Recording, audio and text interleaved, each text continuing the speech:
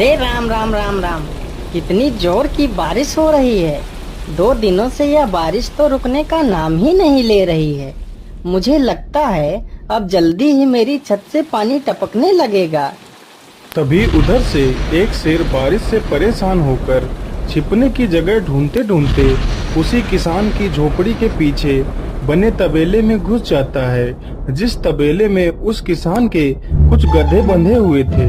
अंधेरा ज्यादा होने के कारण शेर गधों को देख नहीं पाता है और उन्हीं के बीच जाकर खड़ा हो जाता है।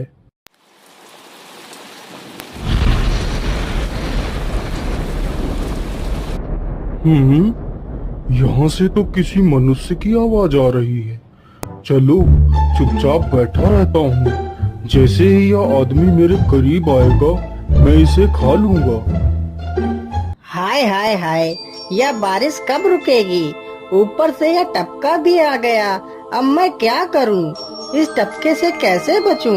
इतना तो डर मुझे शेर और बाघ से भी नहीं लगता है जितना डर मुझे इस टपके से लगता है। अरे यह टपका कौन है? मुझे लगता है यह टपका तो मुझसे भी ज्यादा खतरनाक है। अभी तो यह आदमी शेर और बाघ से ज्यादा इस टपके से डर रहा है। चलो जल्दी से मैं यहाँ से निकल लेता हूँ, नहीं तो कहीं टपका ने मुझे देख लिया तो मेरी खैर नहीं। ओहो, अब मैं इस टपका से कैसे बचूं? चलो जल्दी से मैं अपनी मौसी के घर चला जाता हूँ।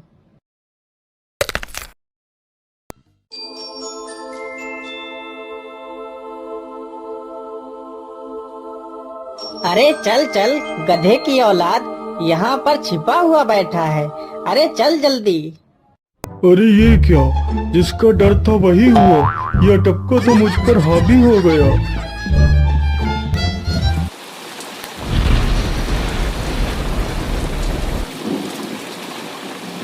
कैसे बचूं? कैसे बचूं?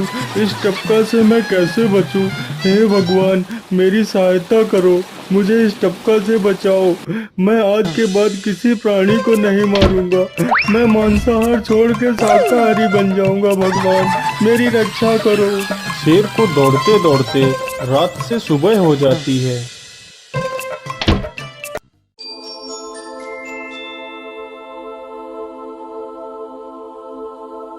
अरे देखो देखो, यह तो शेर की सवारी कर रहा है। अरे हाँ, सच में ये तो शेर की सवारी कर रहा है। इसे तो डर भी नहीं लगता है।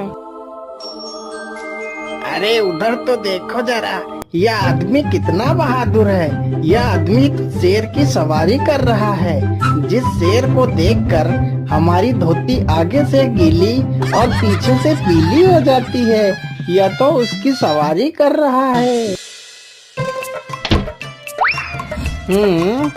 ये गांव के लोग भी ना पागल हो गए हैं जो इस गधे को शेर। अरे बाप रे, यह तो सच में एक शेर है। हे भगवान मेरी रक्षा करो, शेर तो मुझे खा ही जाएगा। राम राम राम राम राम। अब क्या होगा? इस शेर से कैसे बचूं? अरे यह तो एक बरगद का पेड़ है। यही अच्छा मौका है, जल्दी से इस बरगद की जड़ पकड़कर ऊपर चढ़ जाता हूँ।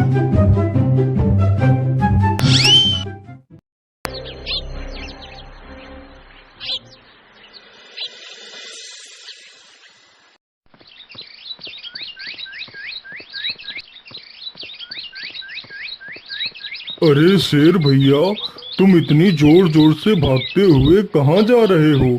आप तो बहुत डरे हुए लग रहे हो। आप तो जंगल के राजा हो, आपको किसका भय है?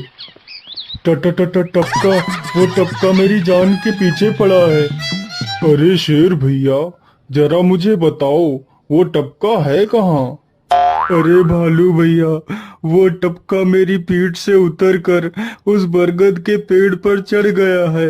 उसने मुझे रात भर खूब दौड़ाया है। वो तो भगवान का शुक्र है कि मैं जिंदा बच गया। चलो शेर भैया, मुझे उस टपके के पास ले चलो, जरा मैं भी तो देखूं आखिर ये टपका है कौन। अरे नहीं भालू भाई, बड़ी मुश्किल से तो मेरी जान बची है। मैं अपनी जान फिर जोखिम में नहीं डालूंगा। तुम्हें जाना है तो जाओ। अच्छा अच्छा, ठीक है शेर भाई, तुम यहीं रुको। मैं अभी बरगद के पेड़ पर देख कर आता हूँ।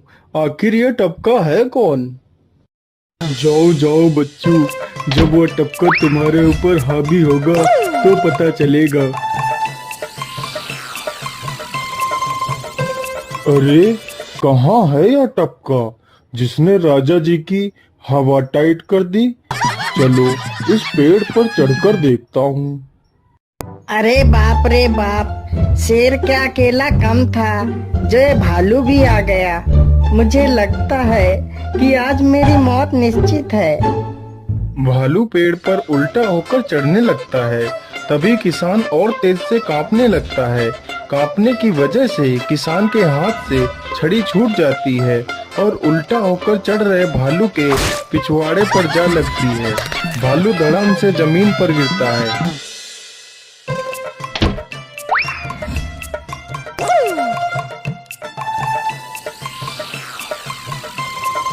मुझे लगता है अब शेर और भालू दोनों भाग गए हैं। चलो अब जल्दी से यहाँ से निकल लेता हूँ। सारे राज्य में यह बात फैल गई कि हरिया किसान बहुत ही बहादुर है और वह शेर की सवारी कर लेता है। धीरे धीरे यह बात राजा तक पहुँच गई।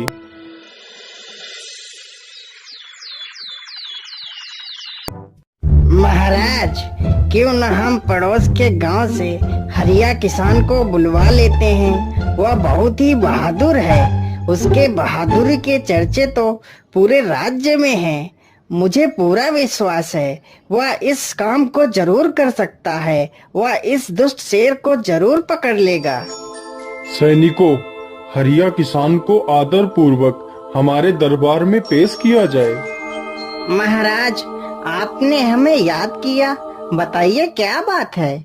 मालिक, हमसे कोई भूल हो गई क्या मालिक?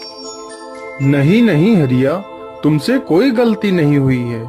यह कुछ लोग पड़ोस के गांव से आए हैं। इनका कहना है कि इनके गांव में कोई दुष्ट शेर आ गया है जो इनके पशुओं को उठाकर ले जाता है और उन्हें मारकर खा जाता है। हमने तुम्हारी बहादुरी के बहुत सारे किस्से सुने हैं। तुम बहुत ही बहादुर हो, इसलिए मैं तुम्हें उस शेर को पकड़ने की ये जिम्मेदारी सौंपता हूँ। अरे बाप रे बाप, उस बार तो मैं शेर के हाथों बच गया था, लेकिन इस बार मैं नहीं बचूंगा। अगर मैंने महाराज को सच सच बता दिया तो झूठ बोलने के जुर्म में मुझे फांसी पर ही चढ़ा देंगे। अरे हरिया, तुम मन ही मन क्या बड़बड़ा रहे हो? कुछ नहीं महाराज, कुछ नहीं। मैं सोच रहा था कि मैं शेर को कैसे पकड़ूं। ये लो हरिया, कुछ स्वर्ण मुद्राएं रख लो, ये तुम्हारे काम आएंगी। क्या करूं, कैसे पकड़ूं उस शेर को? ये महाराज ने भी मुझे कैसी दुविधा में डाल दिया है। क्या करूं, क्या करूं? हाँ, मिल गया। फिर हरिया बाजार से एक रस्सी और एक जाल तथा एक बकरी खरीद कर लाता है। चलो जल्दी से, मैं यहाँ पर एक गड्ढा खोद देता हूँ।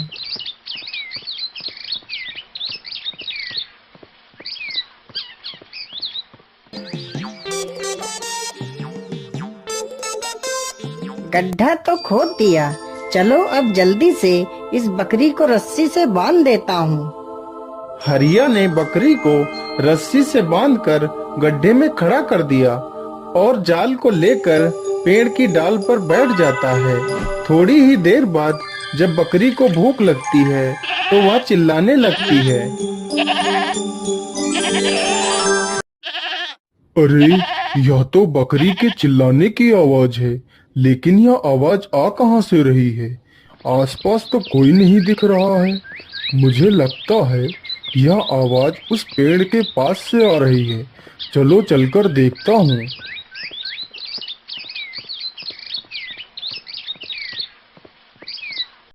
अरे वाह, आज तो शिकार मेरे पास खुद चलकर आ गया। शेर तुरंत ही बिना देर किए हुए गड्ढे में छलांग लगा देता है। तभी किसान तुरंत ही बकरी को ऊपर खींच लेता है और जाल को गड्ढे के ऊपर गिरा देता है। शेर गड्ढे में ही फंस जाता है। यह देखकर गांव के सभी लोग बहुत ही खुश हो जाते हैं।